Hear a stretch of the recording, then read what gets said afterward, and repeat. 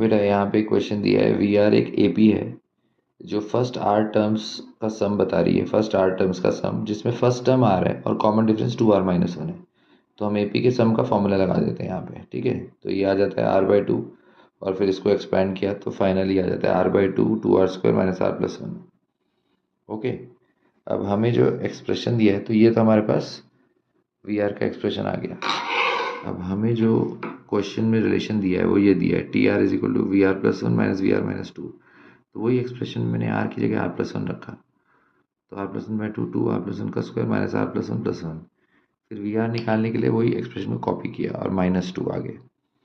अब term by term multiply किया, तो जब टर्म बाय टर्म मल्टीप्लाई करते हैं तो ये टर्म्स आते हैं, फिर आगे इधर भी ब्रैकेट ओपन करते हैं -2, फिर r+1 क्यूब को एक्सपेंड करो तो r क्यूब आएगा 1 आएगा 3r इंटू r+1 आएगा माइनस आर क्यूब इधर लिख दिया।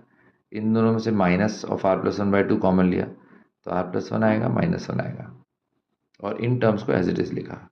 फिर फर्दर हम सिंप्लीफाई करते हैं, तो फिर फर्दर सिंप्लीफाई किया बेटा, तो इसको ये और ये कैंसिल हो जाता है, -r/2 -r/2 -r होता है, 3r में से r गए 2r बना और ये एक्सप्रेशन आ जाता है।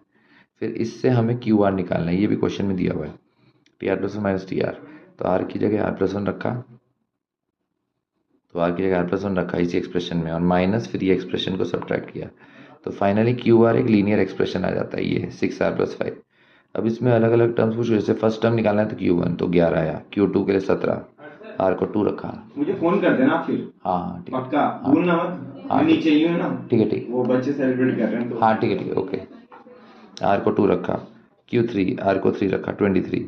तो बेसिकली बेटा ये एक AP बन रही है जो 11 से स्टार्ट हो रही है, 11 और देखो इसका डिफरेंस 6 चल रहा है, 13 17 में से 11 गए 6, 23 में से 17 गए 6, तो इसका मतलब ये सीरीज़ एक AP बनेगी 11 17 23 करके AP। तो यही हमारे पास ऑप्शंस में दिया है, तो AP with common difference 6, AP with common difference 6।